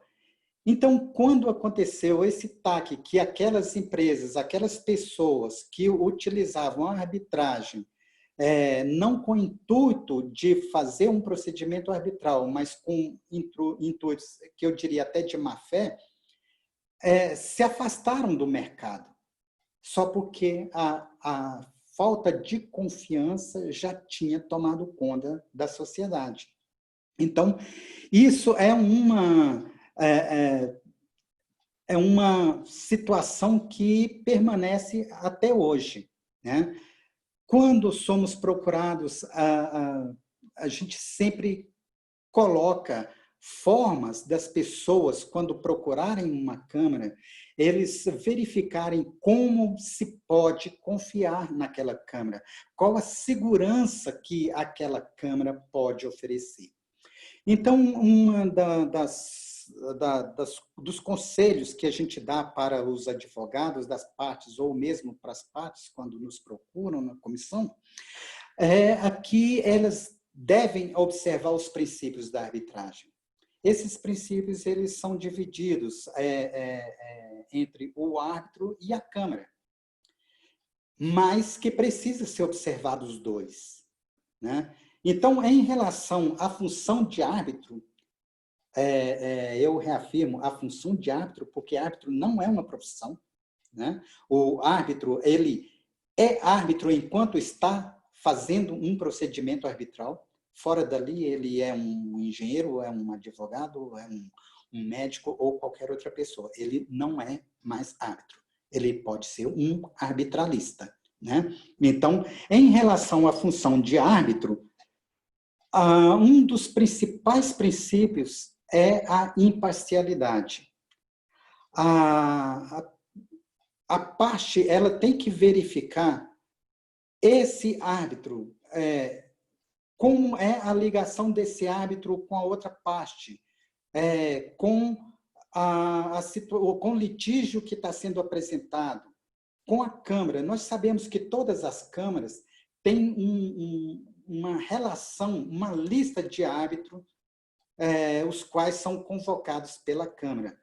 Mas a parte precisa saber que ela, junto com a outra, em perfeito acordo com a outra, podem indicar um árbitro. Não precisa ser necessariamente um árbitro da Câmara. Pode buscar na sociedade um outro árbitro, né? Então, o outro princípio é a submissão do árbitro. Esse árbitro ele tem que ser submisso à vontade das partes. Ele tem que ser submisso à legislação quando se trata de um procedimento arbitral utilizando o direito. Ele tem que estar submisso à regulamentação da Câmara, né? O outro princípio da função do árbitro é a perpetuação da decisão. O árbitro ele tem que estar consciente de que aquela decisão que ele vai proferir, aquela sentença ou aquele laudo arbitral, ele é permanente. Ele faz coisa julgada. Então, é uma responsabilidade muito grande que o árbitro tem.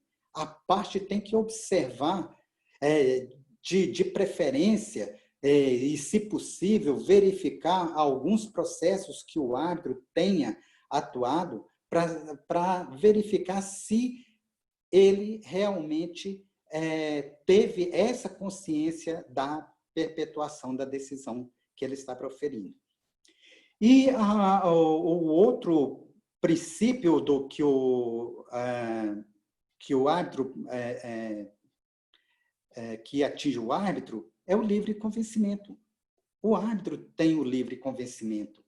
Agora, esse livre convencimento, ele tem que ser baseado naqueles documentos da Câmara, naquela legislação, na vontade das partes, né? Em relação à Câmara Arbitral, primeiro tem que ver a funcionalidade procedimental da Câmara. Se é uma Câmara que ela não tem uma estrutura para poder conduzir um processo, administrar um processo, melhor dizendo, administrar um procedimento, essa Câmara, com certeza, ela vai falhar em determinada situação. Né? Então, o advogado da parte ele tem que conhecer a Câmara, conhecer a estrutura, conhecer o local do procedimento antes de contratar essa Câmara. O outro princípio é a economia processual. Essa Câmara é que vai ditar o valor do processo arbitral, do procedimento arbitral, do início até o final. Quanto é a custa processual, quanto está convencionado o honorário de sucumbência ou o honorário advocatício, peritos e todas essas despesas do procedimento. A publicidade dos atos. Nós sabemos que um dos princípios da arbitragem é o sigilo do procedimento, mas tem que haver a publicidade dos atos entre as partes. As partes têm que saber o que está acontecendo nos autos do procedimento arbitral. Né? Então, é necessário que conheça a Câmara, que vai estar diretamente relacionada à funcionalidade procedimental, né, se ela cumpre esse princípio. E o último princípio que eu acho que é preciso ser observado é o trânsito em julgado da decisão. É preciso a Câmara estar ciente de que aquela decisão, aquela sentença faz coisa julgada. Então, a partir do trânsito em julgado, não se mexe mais nos autos, não se mexe mais no processo, não se mexe mais em procedimento. Né? Então, é preciso observar isso. Então, diante desses princípios, a gente precisa observar, aqui eu coloquei 4 itens que são essenciais.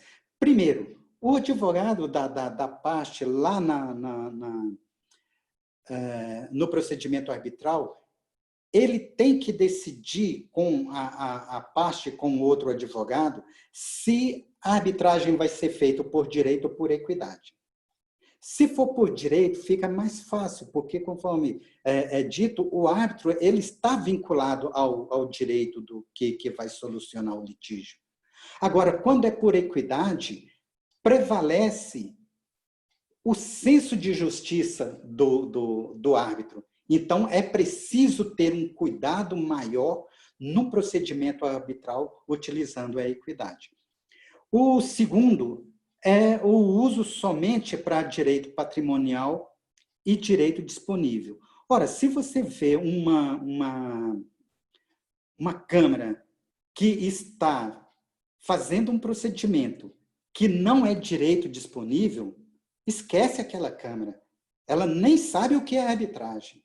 Né? Então, no meu escritório, uma vez apareceu uma pessoa querendo anular uma sentença arbitragem que tinha invalidado a união estável dela, que foi celebrada em cartório. Bem, não precisa discussão a respeito disso. Né? Então, o terceiro item é conhecer os documentos da Câmara.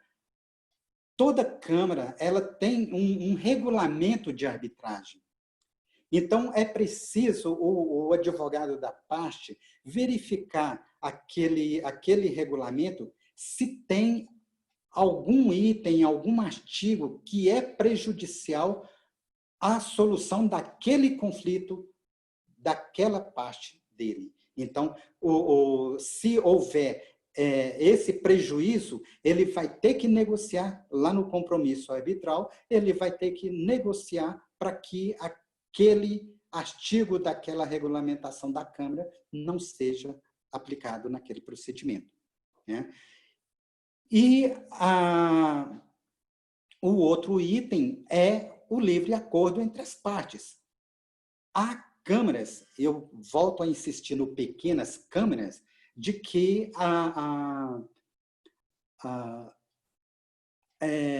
câmaras que não aceitam modificar no regulamento. Então, a manifestação das partes aí, a vontade das partes aí, ela fica subjugada ao regulamento da Câmara, o que não pode acontecer, né? Então, em relação à confiabilidade numa Câmara, em relação à segurança que a parte pode ter numa Câmara, é principalmente isso, é verificar. O advogado tem que conhecer um pouco ou muito de arbitragem para que ele possa atuar na Câmara. Nesse ponto aí, a doutora Ana chamou bem a atenção. Olha, o procedimento é quase o mesmo do litigioso. É certo, é como se fosse uma audiência de instrução e julgamento, né? Mas é preciso o advogado conhecer de arbitragem para que ele observe essas situações que nós colocamos, né? Então, essas são as instruções que a nossa comissão passa para quem nos procura buscando as instruções, como conhecer uma Câmara. Em relação à nossa comissão, a gente tem uma preocupação muito grande na participação do advogado nos procedimentos, né? Na participação do advogado na relação entre Câmara e Judiciário, quando ele vai buscar uma nulidade de sentença, quando ele vai pedir uma carta arbitral. Então, tudo isso aí é nossa preocupação. Por isso, desde o ano passado, nós estamos em gestão com a ESA, para que a gente possa fazer um curso de arbitragem voltado para os advogados, né? Presencialmente, como estava previsto, seria para os advogados do Distrito Federal, mas vai ter início dia 16 de novembro, esse curso que deixou de ser presencial e vai ser virtual. Então, qualquer pessoa, qualquer advogado do Brasil todo vai poder participar desse curso. Outras formas da gente poder buscar mais uma participação, eu acho que já estou extrapolando aqui o meu tempo, buscar uma participação maior do advogado e dos membros da nossa comissão. Estamos prevendo para o próximo ano, estamos discutindo, começando uma discussão para o próximo ano, seria a criação de uma biblioteca de obras de métodos adequados. Então, aí seria desde arbitragem, mediação, negociação, etc. Uma biblioteca virtual, né, e não física. Temos também, criamos agora, recentemente, um Instagram para que possa existir uma interação entre os membros da comissão, para que a gente, essa interação e que os membros possam participar trazendo os seus anseios. Um outro que é muito importante, que aqui a gente está buscando o jovem advogado, né? A atuação do jovem advogado e dos advogados que trabalham com a administração pública, o projeto de lei 80, que foi aprovado na Câmara e que está no Senado. Esse projeto de lei, ele vê a obrigatoriedade de participação de advogado nas sessões de mediação. Nós iniciamos um trabalho para que esse projeto de lei seja estendido também à arbitragem. Então, obviamente que quando a gente estiver falando de arbitragem, a gente vai falar da arbitragem internacional, a arbitragem que é regulada por uma Câmara Internacional e que tem que respeitar as decisões as leis daquele país, as regulamentações daquela Câmara e tudo mais. Enfim, um amplo debate. Doutora, é isso aí, agradeço muito e estamos abertos sempre aí abrimos a nossa comissão aí a todos aqueles que vierem, que quiserem vir a somar para discutirmos a arbitragem, a mediação, a negociação e os outros métodos mais. Inclusive a justiça restaurativa, tá? No processo criminal. Muitíssimo obrigada, doutor Silvio, nosso querido presidente. E você tocou em pontos que são fundamentais, que realmente aqui nós escutamos a todo tempo, que é essa questão da falta de segurança. E aí é a queixa principal. E eu acredito muito que essa desconfiança parte primeiramente até dos próprios advogados. Então, enquanto os advogados não tiverem realmente essa possibilidade da conciliação, da mediação e da arbitragem como uma primeira opção de aconselhamento, sempre haverá essa desconfiança. E a gente experimenta muito isso na prática, quando a gente percebe que o cliente só foi à audiência de conciliação porque realmente teve uma convocação do judiciário, isso a gente escuta, então realmente é uma necessidade de completa inversão, né, cultural. Então, eu compreendo exatamente o que você está falando e realmente os nossos desafios são esses, né, enquanto pela comissão, a divulgação e o treinamento. Bem, já caminhando para o encerramento, infelizmente esse é um tema que a gente pode se alongar em várias jornadas, mas sabemos aqui que os nossos palestrantes também têm outros compromissos e eu recebi algumas perguntas, mas eu vou deixar para outra oportunidade, mas eu gostaria só de encerrar fazendo uma breve giro aqui entre os nossos palestrantes, para que respondam em brevíssimas palavras qual seria, então, a melhor forma de expansão e dessa transformação para ampliação da atuação das câmaras, dos tribunais, dos conciliadores. E aí, voltando, né, na nossa sequência com a nossa queridíssima doutora Débora. Oi, André, obrigada a todos pelas excelentes palestras. Eu acho que são duas frentes, né? Primeiro, essa frente que vocês já estão atacando, né, que é a frente de cursos, de disseminação de conhecimento. A OAB do Rio de Janeiro fez um curso excelente agora em julho, que vocês podem conversar com o Joaquim, Gustavo, que teve mais de 1.000 participantes online e milhares de acessos. Os eventos da Câmara da Fiesp também têm tido uma média de 30.000 acessos, então é muita gente realmente aproveitando essa oportunidade da Covid, que sim, se trouxe algo de positivo com esse compartilhamento do conhecimento. Então, acho que essa seria uma frente. E uma segunda frente seria que as câmaras conseguissem, então, adaptar os custos para causas menores, né? Eu acho que a segurança vem do conhecimento. Então, da minha experiência, felizmente, a arbitragem é segura, mas, óbvio, eu já estou há mais de 15 anos estudando essa área, mais de 16 anos trabalhando com isso. Então, óbvio que você cria uma segurança depois de conhecer aquele ambiente, aquela ferramenta. E eu acho que realmente, então, a gente ir nesses dois caminhos, de divulgar o conhecimento e de encontrar dentro das câmaras vieses mais acessíveis para causas menores, que hoje realmente a estrutura das câmaras, do jeito que ela é desenhada hoje, ela não permite essas causas, não é economicamente viável, né? Você ter causas menores. Muito obrigada, doutora Débora. E agora o doutor Gustavo, para o encerramento também.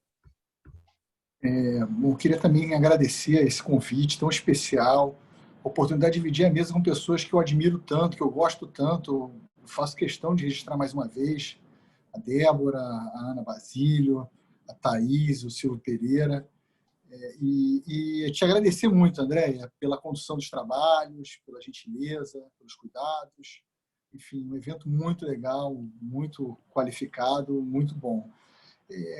Quanto ao futuro da arbitragem, eu acho que a gente segue um caminho que é inevitável. A arbitragem é um método de solução de conflitos que está consolidado não apenas no Brasil, como no mundo. Por excelência, o método de solução de conflitos na área comercial, na área empresarial. E vem havendo aí, a gente vem verificando, um movimento de difusão e de ampliação do emprego da arbitragem em conflitos de menor porte. A figura da arbitragem expedita, que já foi abraçada pelas diversas câmaras brasileiras, tende a ser um instrumento aplicável.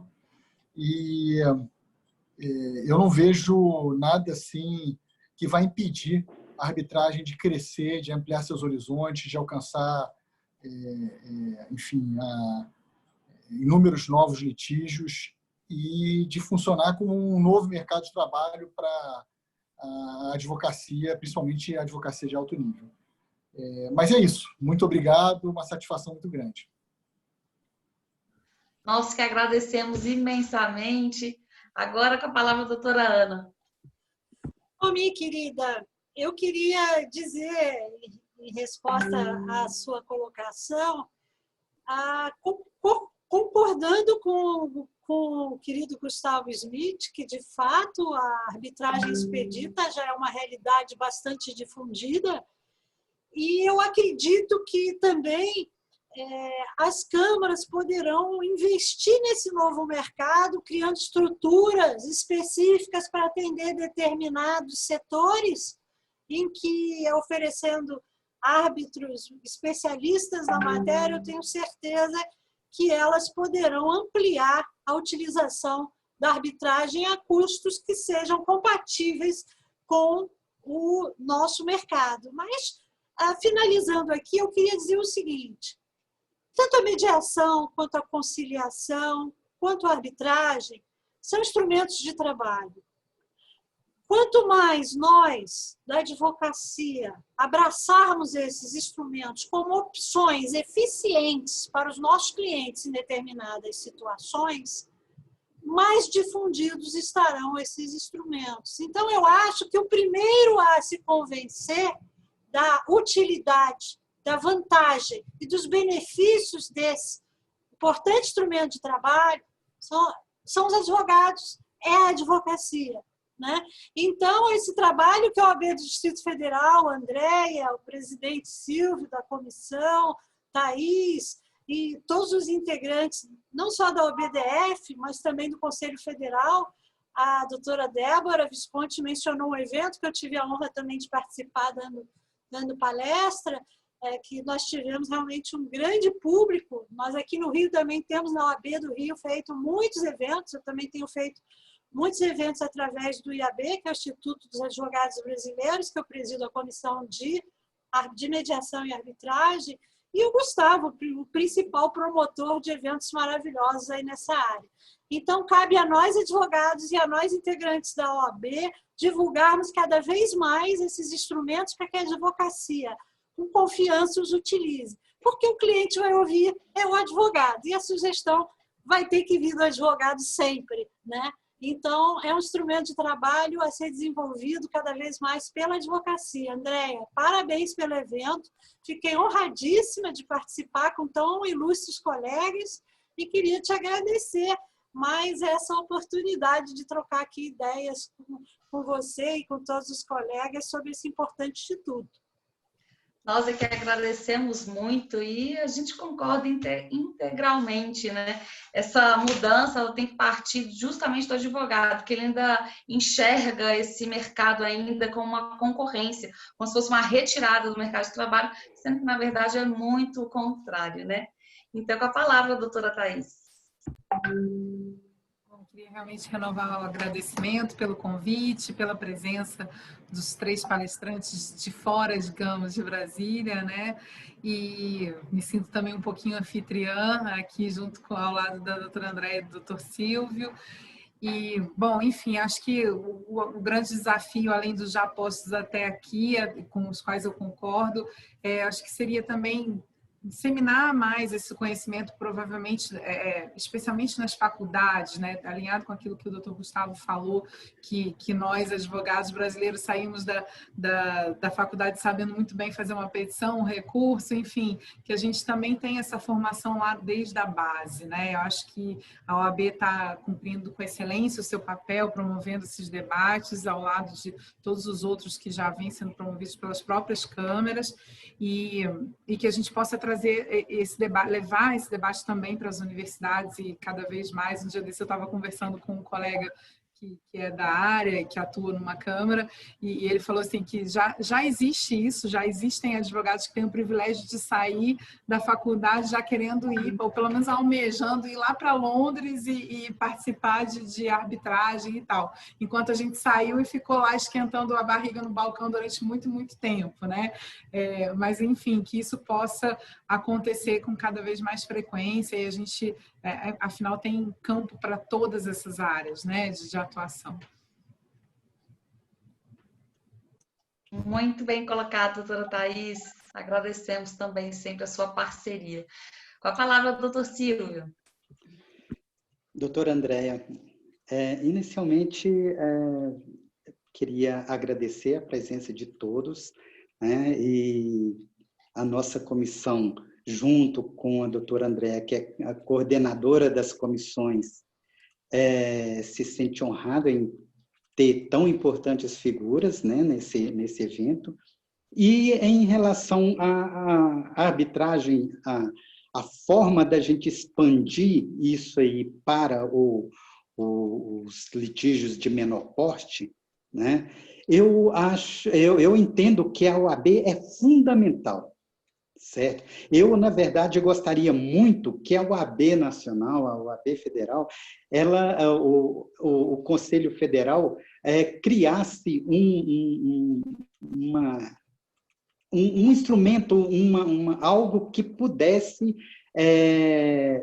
eu não digo obrigar, mas incentivar as seccionais a criarem câmeras de atendimento a esses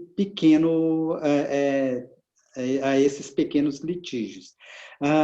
Em Lisboa, o judiciário de lá tem um órgão, grupo, já não me recordo agora mais, que ele proporciona a arbitragem gratuita a toda a população. Então, todo aquele que não pode pagar um procedimento arbitral procura o judiciário, eles indicam uma câmara para fazer o procedimento deles.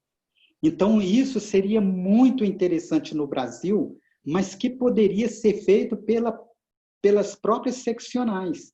Tá? Então, as seccionais, criando uma câmara, ela poderia servir de modelo para quem quisesse criar uma câmara onde se oferecia uma segurança, onde se poderia ter procedimentos confiáveis, como poderia atender a essa população que não tem condições de pagar um procedimento arbitral. Então, eu vejo a OAB como essencial no desenvolvimento da arbitragem no Brasil. É isso aí, muito obrigado. Sensacional, Silvio. Eu adorei a ideia, até porque nós já temos, né, o escritório modelo. Por que não, né, construirmos uma câmara modelo, um cenário, um centro já de iniciação realmente na prática? Então, já fica aqui a sugestão para a gente encaminhar isso para o Conselho Federal. Ótima ideia. Exatamente. Então, eu encerro agora, tá? Já passando aqui, em nome do presidente Délio, gostaria também de agradecer imensamente, porque realmente essa jornada, com todos esses nomes, realmente é uma jornada de excelência, que a gente espera que chegue ao alcance aí de toda a advocacia do Distrito Federal e que realmente possamos continuar nessa luta de divulgação para a implementação e fortalecimento de todos os métodos adequados de solução de conflitos. Então, fica aqui o meu abraço carinhoso a cada um de vocês e a todos aqueles que nos acompanharam até aqui. Um grande abraço e até a próxima. Tchau, até a próxima. Tchau a todo mundo. Boa noite. Boa noite. Boa noite.